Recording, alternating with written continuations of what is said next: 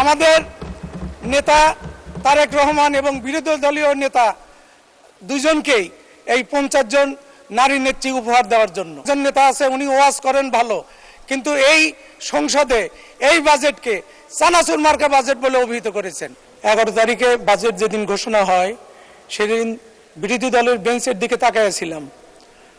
কিছুটা হলেও তাদের মধ্যে একটা পরিবর্তন এসেছে।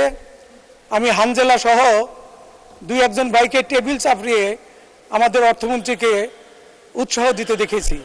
আমরা চাই যে আরও পরিবর্তন ঘটুক, কারণ এই সংসদ জুলাই যোদ্ধাদের রক্তের উপর দাঁড়িয়ে সংসদ।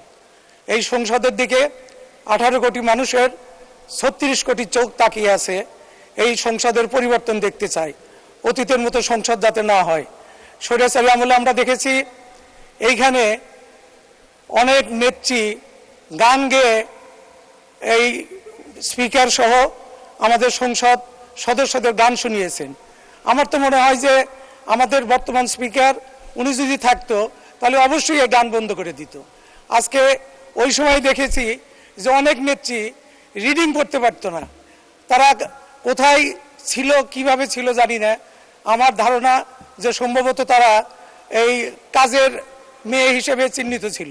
আজকে এই সংসদে আমাদের 50 জন মহিলা নেত্রী নিয়োগ হয়েছে। তারা কত ট্যালেন্ট তাদের বক্তব্য শুনলেই বোঝা যায়।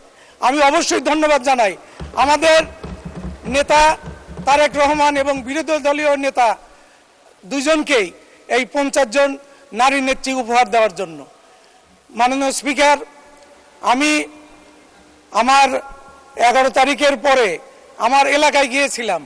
আমি শনিবার, রবিবার, শুক্রবার, শনিবার এলাকাতে ছিলাম এবং ওইখানে দেখেছি সন্ধ্যার পরে সব এলাকাতেই এখন মানুষ স্টলে থাকে, মানুষ স্টলে ভিড় করে, টিভি থাকে। আমি প্রত্যেকটা জায়গায় চেষ্টা করেছি তাদের সাথে দেখা করার জন্য। ওইখানে গেলে স্টলের ভিতর থেকে লোকজন উঠে আসতো, বলতো যে আমরা মাননীয় অর্থমন্ত্রীর বাজেট বক্তৃতা শুনেছি। এই বাজেটে কোথাও দাম বৃদ্ধির কথা দেখি নাই, শুধু কম আর কম।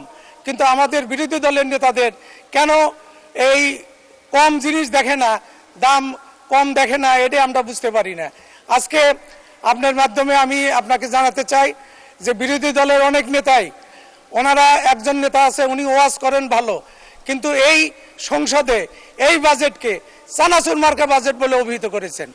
আজকে এক্সপান্স করার অধিকার আপনার আছে, কিন্তু আমার মনে হয় যে কথাগুলো এক্সপান্স করা যায় না সেগুলো অন্ততপক্ষে তিরস্কার করা দরকার।